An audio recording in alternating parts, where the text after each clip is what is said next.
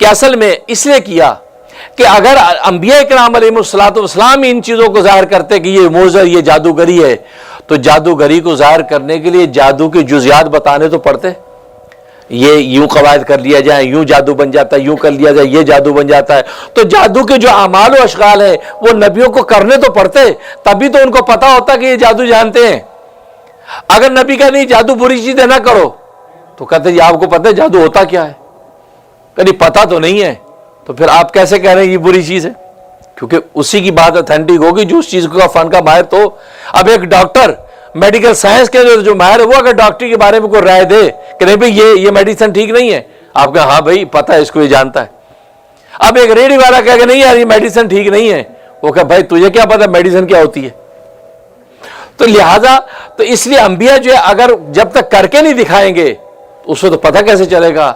اور نبی تو سراپا ہدایت ہوتے ہیں، اگر ان کے ہاتھ سے یہ جادوگری کا شر برے نقل کفر نہ باشد، کفر کو نقل کرنا کفر نہیں ہوتا، صرف بتلانے کے لیے بھلے کریں، لیکن چونکہ ایک شر ظاہر تو ہو رہا ان کے ہاتھ سے، تو اللہ کو یہ بھی گوارا نہیں تھا کہ یہ سراپا ہدایت ذات کے اندر کسی بھی قسم کا شبہ پیدا ہو کہ کل کو وہ ہدایت خالص کی بات کریں تو لوگ یہ کہیں کہ شاید یہ جادوگری کی بات کر رہا ہے، تو ان کی ہر بات مشکوک ہو جائے گی۔ اس لیے نبی سے کام نہیں لیا جا سکتا تھا، فرشتوں سے لیا جا سکتا تھا، اور فرشتے ایک ایسی مخلوق ہیں اللہ خیر شر کے دونوں کاموں سے لیتے ہیں۔ فرشتے صرف خیر کے کام نہیں کرتے، فرشتے ظالم کو تکوین طور پر نشوونما کون دیتا ہے؟ فرشتے تو دیتے ہیں۔ خنزیر کو کون پالتا ہے؟ فرشتے تو پالتے ہیں۔ خنزیر حرام ہے، تشریعی طور پر خنزیر حرام ہے، لیکن خنزیر کی حفاظت اس کی نشوونما اللہ ملائکہ کے ذریعے تو کر رہے ہیں۔ تو معلوم کہ فرشتے خیر شر سارے کام کرتے ہیں، تکوینی طور پہ جتنے کام ہیں۔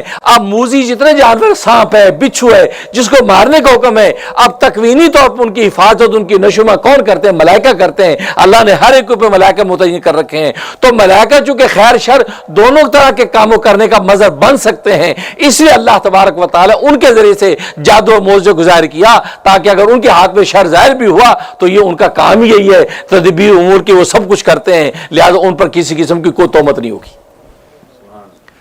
اس لیے جو ہے انبیاء سے ہی کام نہیں لیا گیا کہ بلکہ فرشتوں سے کام لیا کہ فرشتے سارے ہی کام کرتے ہیں۔